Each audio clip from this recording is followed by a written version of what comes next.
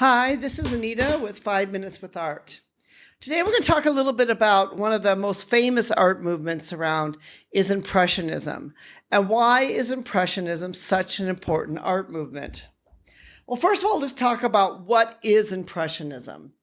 Impressionism is a style of painting that emerged in France in the 1860s and 1870s. It was defined by visible brushstrokes, light focus color, everyday subjects, outdoor settings, which is, plein air painting, it was called.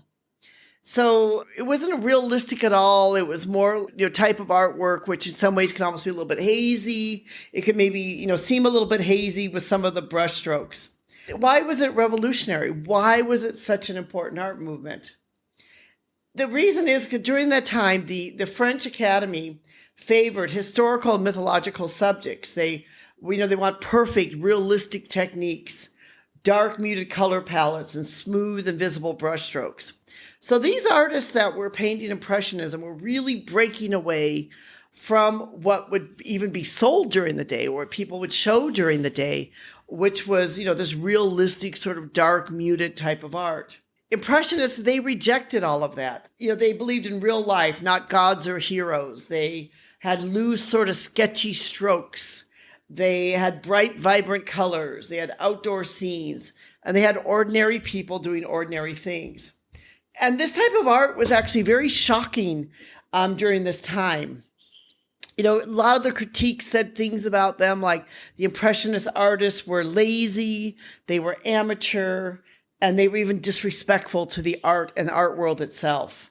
But the revolution wasn't just a style, it was an attitude.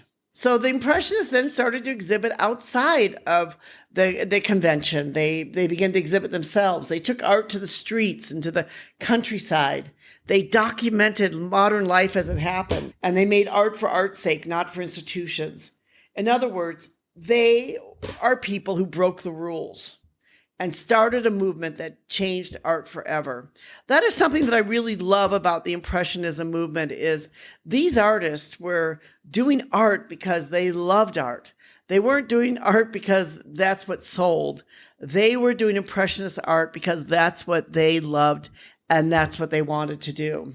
The core techniques of Impressionism is the use of light over details. They had visible brushstrokes. They wanted to see the brushstrokes, the strokes of the brush on the painting. They painted outdoors. And, this is one of the new things, to be able to take it outdoors and be able to paint it outdoors. And with that, became things like the invention of the easel, where they could bring it outdoors, and some of the tubes of paint that they could bring outdoors. So they'd bring it outdoors, and they'd look at light, and they'd look at nature, and they'd look at everyday life. They focus on everyday life and everyday people. They painted cafes, streets, gardens, and friends, ordinary moments. So some of the most famous Impressionist artists would be, of course, Claude Monet would be considered one of the most famous. Pierre-Auguste Renoir is another one. Edgar Degas is one. Bertha Morisot is another. These are some of the very famous artists, and they're the artists that changed art forever. You notice that, Bertha Morisot is a woman that's there. That there were several women that were well-known, also Impressionist artists during this time frame. So I have written a blog post on this. If you'd be interested, we can put it into the description, entitled, "What is Impressionism and why was it revolutionary?" And on there's also some questions that we have, some frequently asked questions that we try to answer about Impressionism and why Impressionism art, was such an important art movement. One reason, why is Impressionism so popular today? And I think one of the reasons is because it feels alive and emotional and accessible. The colors are beautiful, the scenes are familiar, and the mood is uplifting. And I think that's one reason why many people today still resonate with Impressionist art. Just to clarify a few things, there is a difference between Impressionism and Post-Impressionism. And the reason I didn't list Vincent van Gogh is because Vincent van Gogh is considered a Post-Impressionist, not an Impressionist. Even though he knew the Impressionists and the Impressionism, his type of art was considered to be after Impressionism art, which is Post-Impressionism. We hope that you've enjoyed this podcast, that you'll join with us for a few minutes each week just to learn a little bit about art, because art is so much an important part of our world and the world within which we live.